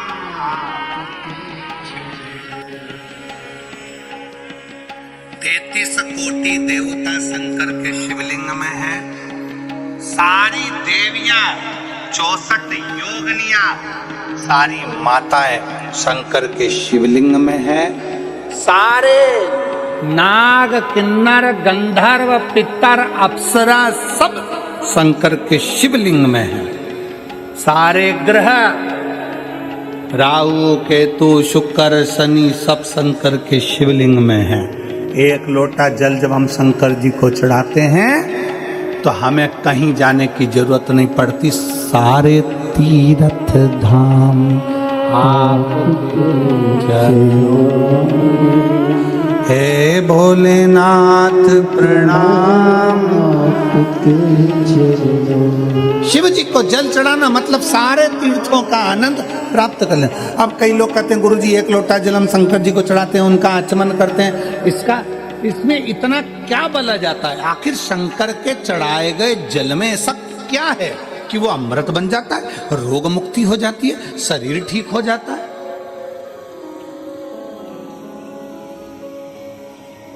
शिव के चढ़ाए गए जल में ऐसा है क्या? शंकर के चढ़ाए गए जल में ऐसा क्या फल है? उसमें सारे देवताओं का वास है, सारी औषधियों का वास है। शंकर को महामृत्युंजय कहा गया, जो मृत्यु को भी जीत सकता है। महामृत्युंजय शंकर, सब कुछ उसमें बसा है। कहा पार्वती जी ने कहा नहीं भोलेनाथ जी चलो गंगा जी के घाट पर दीप दान करना, 1.25 लाख दीप। शंकर भगवान के चल। पार्वती जी बोली गणेश जी को भी लेके चलना है क्योंकि दीपदान तो उसी के लिए, उसको भी ले। गणेश जी को बिठा दिया दूर, गंगा जी बह रही इधर, शंकर जी को बिठाया उधर। शंकर जी से कहा तुम दिया लगा लगा के दो, मैं छोड़ती जाती हूँ। दीपदान करने का नियम होता है जहाँ दिया बहकर जाता है ना उधर देखकर दिया नहीं छोड़ा जाता।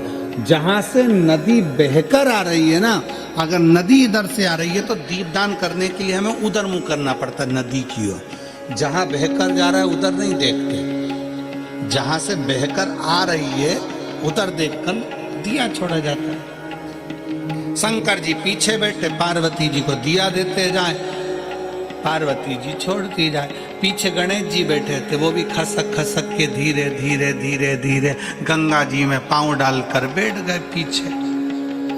अब इधर पार्वती जी उधर मुख, शंकर जी का उधर मुख, गणेश जी का इधर।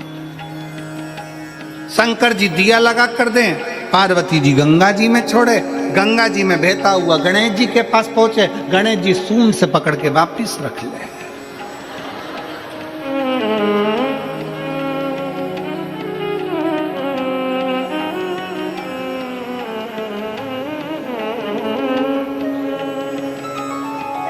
बच्चों की आदत होती है, मम्मी सारे घर का कचरा उठाकर, कबाड़ा उठाकर पीछे डाल कर आती है और बच्चे खेलने जाते हैं और वही कबाड़े को वापिस बीन के घर में लिया, वही कबाड़ा। बच्चों की आदत है।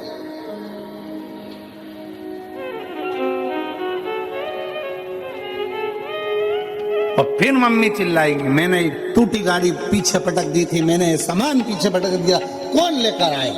और मम्मी चिल्लाए तो चिल्लाए किसको? बच्चे का तो कोई असर पड़ता नहीं है। सुनाती किसको है? भेरू। सुनाए किसको? भेरू। जगदम्बा बोले तो भेरू सुने, वो भेरू बोले पति को बोले, मैं इतना सामान उठा उठा के थक गई, काम कर करके थक गई, इतना फैला रहा, मैं उठाऊं, बार बार उठाऊं तो ना जाने कौन कहां से लाकर दे देता है। दादी भी चुप, दादा भी चुप। बच्चा खेलने में लगा और पति सुनने में लगा और जगदम्बा धड़धड़ाने में लगी। बोले और होता है, शादी का 1 साल पति बोलता है, पत्नी सुनती है। शादी का 2रा साल पत्नी बोलती है, पति सुनता है। शादी के बाकी के साल पति पत्नी दोनों बोलते हैं, पूरा मेरठ सुनता है। होता है।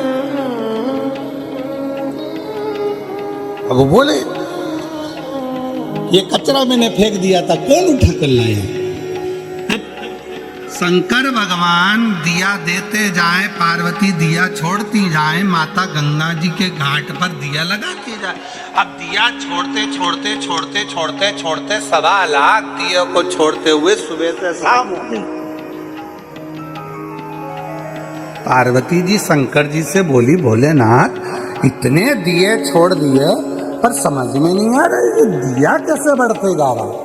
शंकर भगवान बोले, पार्वती एक बार ब्रह्मा जी कह रहे थे भगवान विष्णु से कि दान करने से बहुत बढ़ते हैं।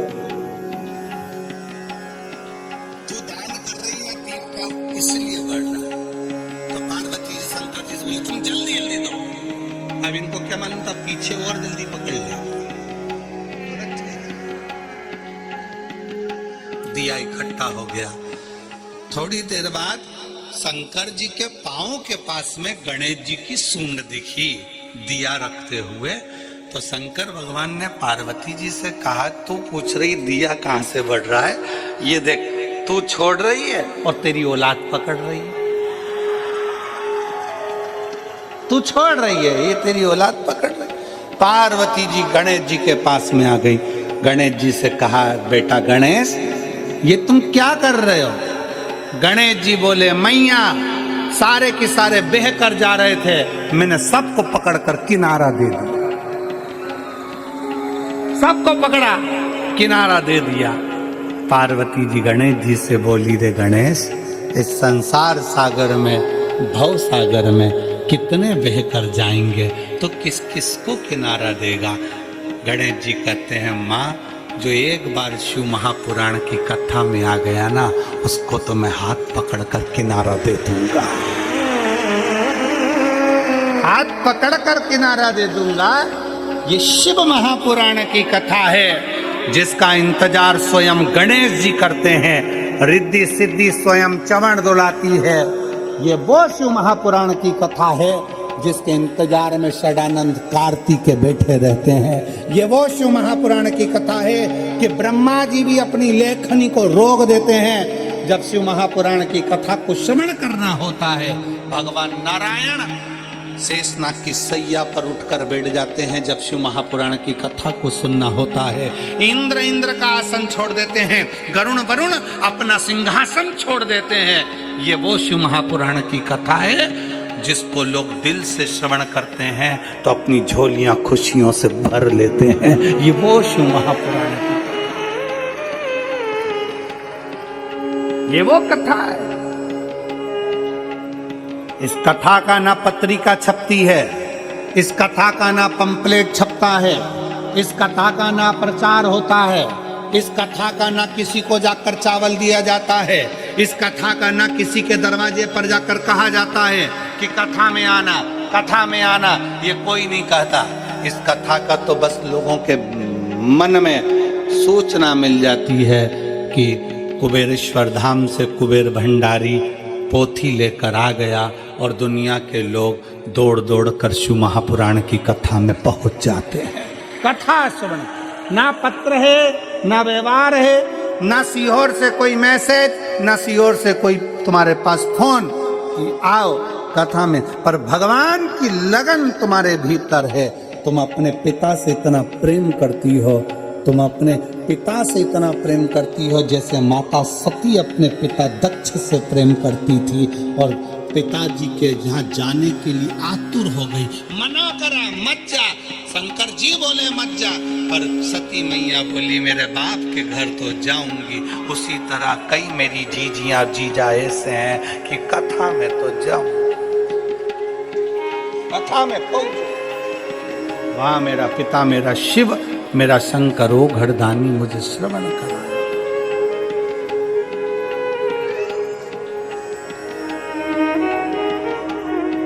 और जरूरी है जी, शिव तत्व जरूरी है।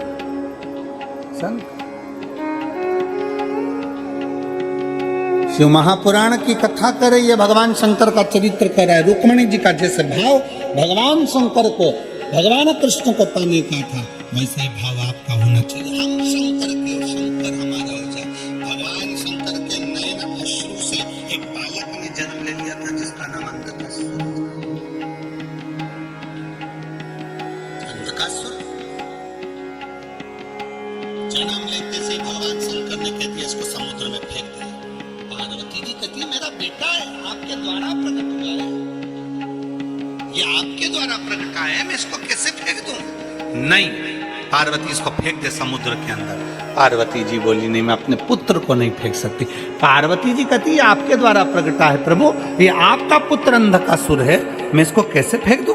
पार्वती फेंक दे इसको। नहीं, मैं नहीं फेंक।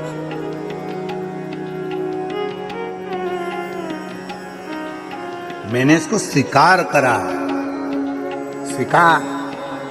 एक पत्र है, उस पत्र में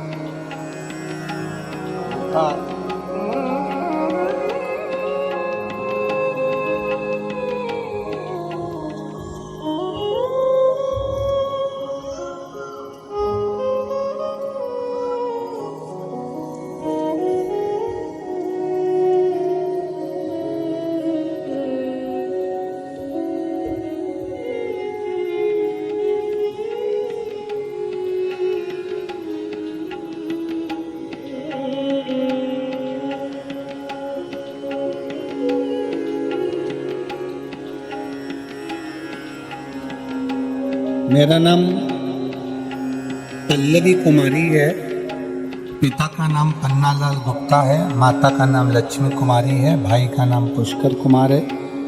मेरा कहीं बैठे हों तो एक बेलपत्र लेने के लिए आ सकते हैं। इसमें गांव का नाम कहीं लिखा नहीं है।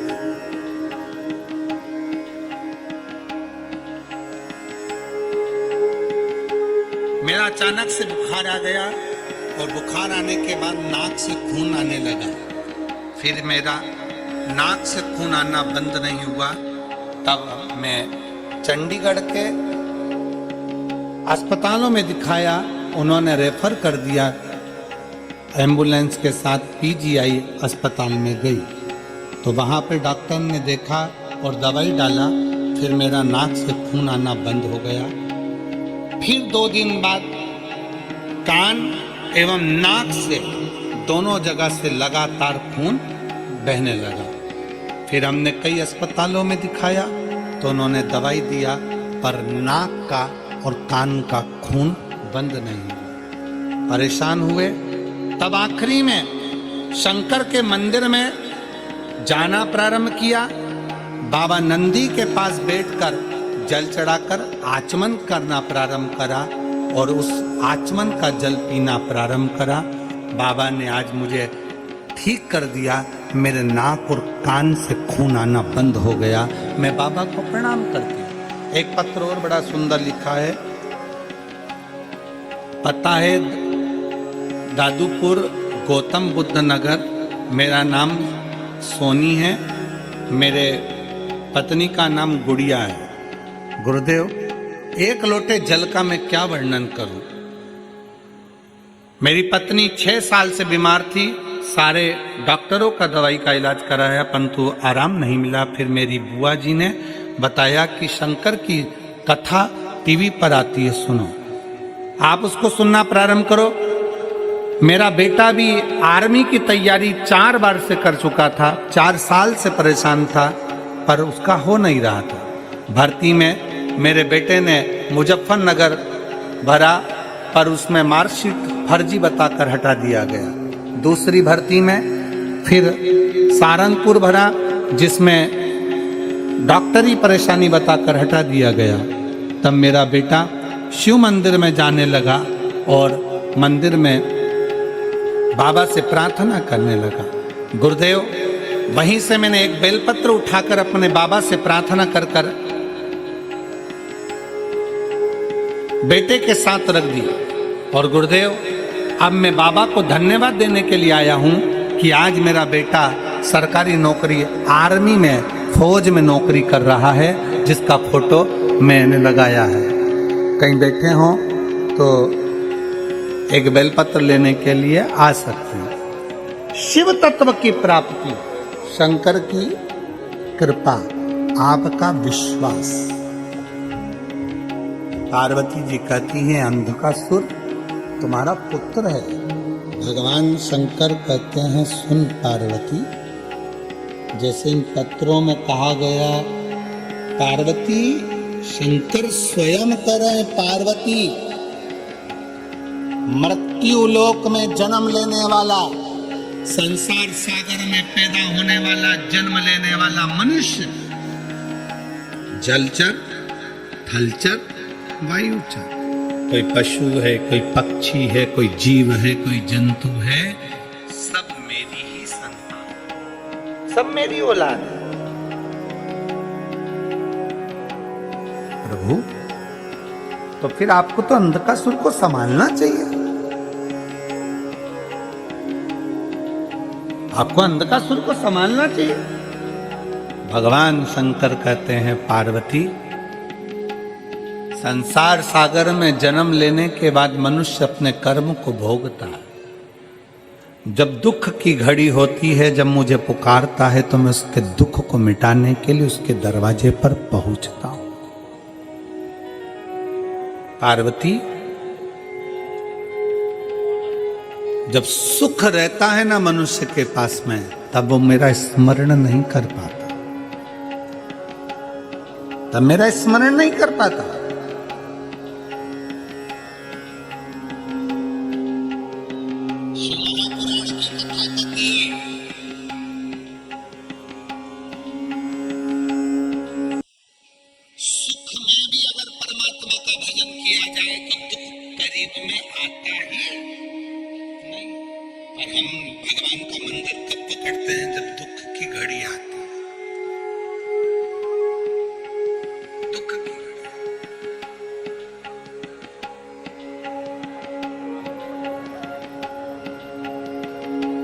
कितना सुंदर कहा है कि दुकान चल रही है ना जब तक, तब तक पत्नी के जेवर भी बनवा दो। दुकान चल रही है तब तक मकान भी बना लो। नौकरी पर हो, सर्विस में हो, ड्यूटी पर हो, तुम्हारी नौकरी चल रही है, जब तक रिटायर नहीं हो रहा है तब तक प्लाट खरीद लो, मकान बना लो, जेवर बना लो, आभूषण बना लो, बच्चों का ब्याह भी कर दो। जब तक रिटायर नहीं हो रहा है तब तक, जब तक दुकान चल रही है तब तक प्लाट लो, मकान बना लो, जमीन जायदाद सब कर लो। और जब रिटायर हो जाओगे उसके बाद फिर नहीं कर पाओगे। दुकान अभी चल रही है तो फिर प्लाट ले लो, जेवर बना लो, दुकान नहीं चलेगी फिर नहीं कर पाओ। उसी तरह अभी शरीर चल रहा है तो शिव पुराण सुन लो। रिटायर हो गए तो कहां सुन पाए। शरीर चले तब तक भगवान के मंदिर जाओ, एक लोटा जल चढ़ाओ। शरीर चले फिर निवेदन है, श्वास चले तब तक भगवान का भजन करो। शरीर चले तब तक परमात्मा के दरवाजे जाते रहो। और ना जाने फिर ये शरीर चलेगा नहीं चलेगा। सबको आज के जमाने में एक एक नई नई बीमारियां हो गई, कहीं घुटना दुखे, कहीं कमर दुखे। महाराज नीचे बैठा नहीं जा रहा। अब महाराज तुम बताओ कहां बैठूं, तो हमने कहा ऊपर। कहां बैठूं? बहुत तकलीफ महाराज, घुटना में तकलीफ, कमर में तकलीफ, आंखों में तकलीफ। कौन है जिसको तकलीफ नहीं? दुख तो शरीर में कष्ट तो आता है, धीरे धीरे धीरे धीरे चलता है। फिर तुम्हारे वो हरियाणा वालों के यहाँ से एक भजन निकला था ना, भजन कर भरी जवानी में बुढ़ापा किसने देखा रे। हरियाणा का ही भजन है ये। उत्तर प्रदेश वालों को याद होना चाहिए, तुम्हारे तो बाजू में ही हरियाणा लगा हुआ है।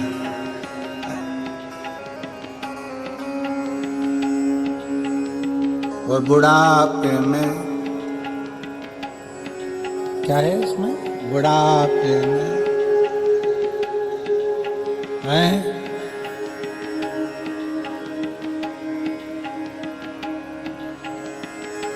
बुढ़ापे में सोफा सेट हिलेगा, दांत सारे दांत तुम हंस नहीं पाओगे, इसलिए हंस लो बड़ी जवानी। और आज के जमाने में कौन? जितने बुजुर्ग हंस लेते हैं, जितने बच्चे हंस लेते हैं, जवानी में लोग उतना हंस भी नहीं पाते। ज्यादा हंस लेते हैं तो पत्नी देख लेती, क्या बात है, बेचारा हंस नहीं छोड़ता। अगर मोबाइल चलाते चलाते अगर पत्नी ज्यादा हंस लेना मोबाइल चलाते तो पति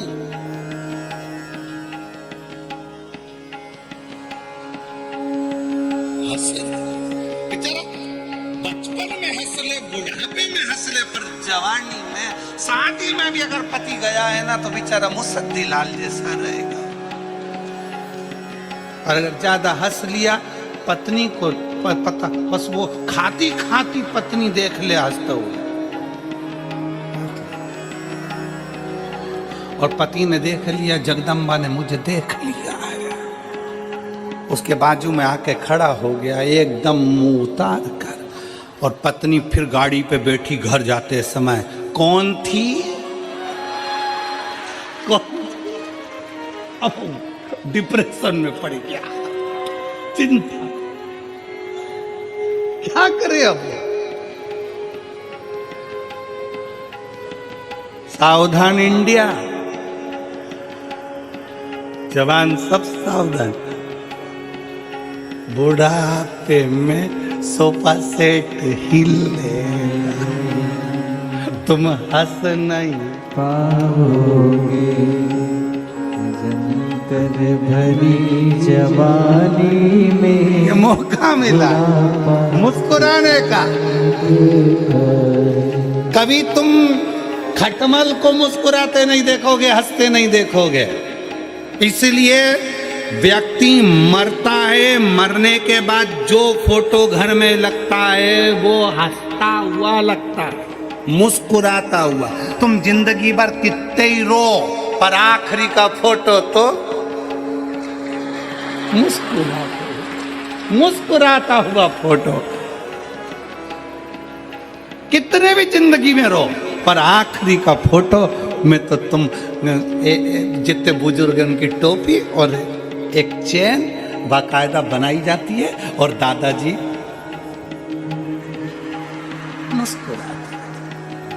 मुस्कुराते। तो फोटो में मुस्कुराने से अच्छा है ओरिजिनल जिंदगी में मुस्कुरा कर जियो, ये मौका फिर नहीं मिलने वाला। मुस्कुरा, बोल बम का नारा है सारी समस्या का हल। श्री शिवाय। मुस्कुरा, ये जीवन फिर ना मिलने वाला। कहाँ मिलेगा? पार्वती सब मेरे हैं, सबको मैंने अपना बना कर रखा है। अंधकासुर को तू फेंकिया समुद्र के अंदर। पार्वती जी कहती है तुम्हारा पुत्र है। शंकर भगवान कहते हैं पुत्र तो है पर ये मेरे विचारों से मिलता हुआ नहीं है, छोड़ इसको। समुद्र में डाल दिया अंधकासुर को। हिरण्याक्ष ने उसको पकड़ लिया। हिरण्याक्ष के प्राण वराह भगवान ने ले लिए। तब अंधकासुर का राज्य आ गया। अंधकासुर शासक बनकर बैठ गया। पाताल में, तलातल में, रसातल में जब शासक बनकर बैठा तब अंधकासुर ब्रह्मा जी का तप करा और ब्रह्मा जी से वर मांगा, ना नीचे मरूं, ना ऊपर मरूं, ना अंदर मरूं, ना बाहर मरूं, ना अस्त्र से मरूं, ना शस्त्र से मरूं, ना दिन में मरूं, ना रात में मरूं। इस तरह के वर मांगने के लिए आतुर हुआ। अंधकासुर ने जैसे ही वर मांगना चाहा, भगवान ब्रह्मा जी ने कह दिया देखो मृत्यु निश्चित है, वो तो तुम्हें मरना ही पड़ेगा। पर बुद्धि थी, अंधकासुर की चित्त वृत्ति थी, तो अंधकासुर ने कह दिया मैंने सुना है। अंधकासुर ने विचार करा, ना मेरा पिता है ना मेरी माँ है, मैं तो समुद्र में जन्मा हूं, तो ना मेरे माता ना मेरे पिता। तो अंधकासुर ने कह दिया एक काम करो, अगर मरना मेरी किस्मत में लिखा है तो मैं मरूं उस दिन जिस दिन मैं अपनी माँ को गलत दृष्टि से देख लूं।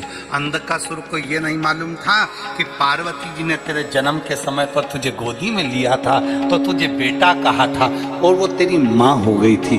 पुत्र भावों से देख लिया था। जिस दिन मैं अपनी माता को गलत दृष्टि से देखूं उस दिन मेरे प्राण छूटे। अंधकासुर ने वर मांग लिया ब्रह्मा जी से। ब्रह्मा जी ने वर दे दिया। ठीक है तथास्तु।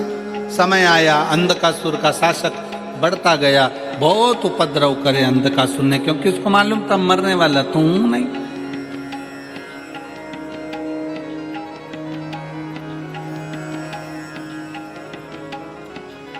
अब मैं मरूंगा तो हूं नहीं।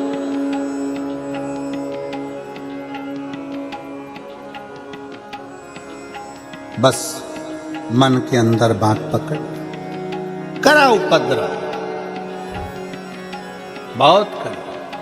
इतना उपद्रव अंधकासुर ने करा कि आखिरी में अंधकासुर ने अपने द्वारपालों से कहा कि मुझे विवाह करना है, जो दुनिया की सबसे सुंदर स्त्री है उसको लेकर आओ। द्वारपालों ने कहा जो बहुत सुंदर है वो तो शंकर जी के साथ रहती है। क्या नाम है? पार्वती। अंधकासुर ने कहा वो बूढ़े जोगी, वो भस्म रमाने वाला, जटा जूट बांधने वाला, गले में सर्पों की माला पहनने वाला, कानों में ततैया का बिच्छू धारण करने वाला, मस्तक पर त्रिपुंड धारण करने वाला पार्वती जी उनके साथ रहती है। उसको मैं अपना बनाऊंगा। माँ को गलत भाव से व्यक्त कर दिया। गया कहाँ रहती है पार्वती? कैलाश। कैलाश पार्वती जी कहाँ रहती है? जम के बोलो। कैलाश। देवी जी कहाँ रहती है? तो किसी ने कहा वैष्णो देवी में रहती है, कटरा में रहती है, कोई कहे ज्वाला में रहती है, कोई के मनसा में रहती है, कोई के कांगड़ा में रहती है, कोई के चिंतपूर्णी में रहवे, कोई के हिंगलाज में रहवे। कहाँ रहती है देवी? शिव महापुराण की कथा कहती है, भगवान शंकर का चरित्र कथा है। देवी कहाँ रहती है? शिव कथा कहती है संसार की जितनी माताएं हैं उन माताओं के अंदर देवी का एक अंश विराजमान रहता है शक्ति के रूप में।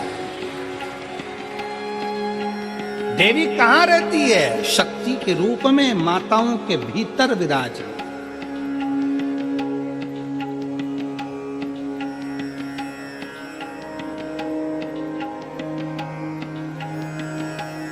शक्ति के रूप में। इसलिए मेरी जीजियों,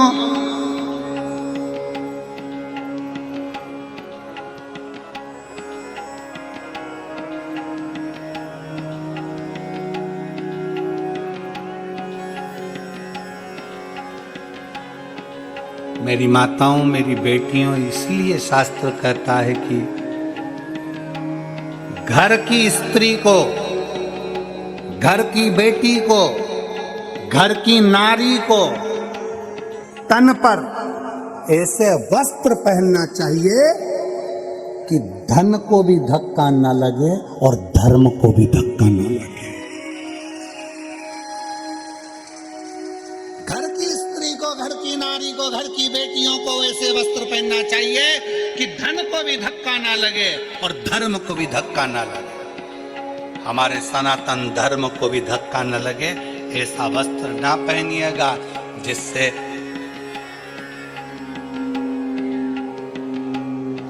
कहीं ना कहीं किसी ना किसी रूप में गलत विचार उत्पन्न हो, धन और धर्म को धक्का ना पहुंचे।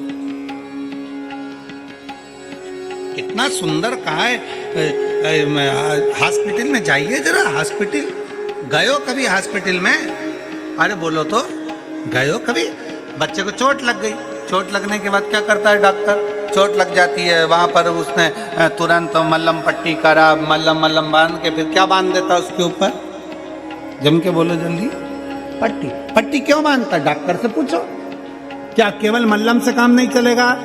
मल्लम लगा दोगे तो काम नहीं चलेगा। ये पट्टी से होता क्या है? ये कपड़ा ही तो है। पट्टी बांध दी तुमने कपड़े की, इससे होगा क्या? कपास रख दिया, रुई रख दी और पट्टी बांध दी, इससे होगा क्या? तुम तो दवाई लगाओ ना, दवाई से सूखेगा। पट्टी क्यों बांधता है? डॉक्टर से पूछोगे तो डॉक्टर कहेगा कि घाव पर पट्टी इसलिए बांधी जाती है कि मक्खी ना बैठे। मेरी जीजियों, सिर पे पल्लू इसलिए रखा जाता है कि ये मक्खियां ना बैठे। तन पर रुपट्टा इसलिए रखा जाता है कि मक्खियां ना बैठे। इसका ध्यान रखिए।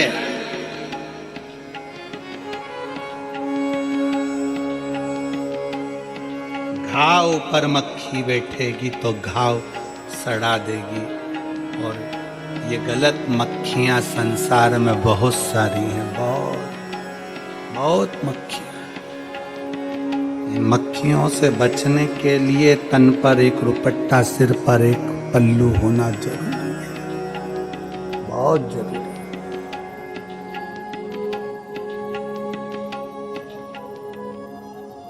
सास का कुछ नहीं बिगड़ेगा। तुम अगर ये दुपट्टा यहाँ भी रख लोगी, साड़ी का पल्लू, तो सास का कुछ नहीं बिगड़ेगा। सास अपना कायदा रखती है, सास अपने सिर पे पल्लू रखती है, सिखाती है ये तुम्हारे लिए, तुम्हारे वस्त्र पहनो, मना नहीं, पर धर्म और धन को, दोनों को धक्का ना लगे। धन ऐसा गलत जगह पर ना जाए और हमारा धर्म, हमारा सनातन धर्म कहीं गलत विचारों में। वस्त्र परिधान बहुत जरूरी।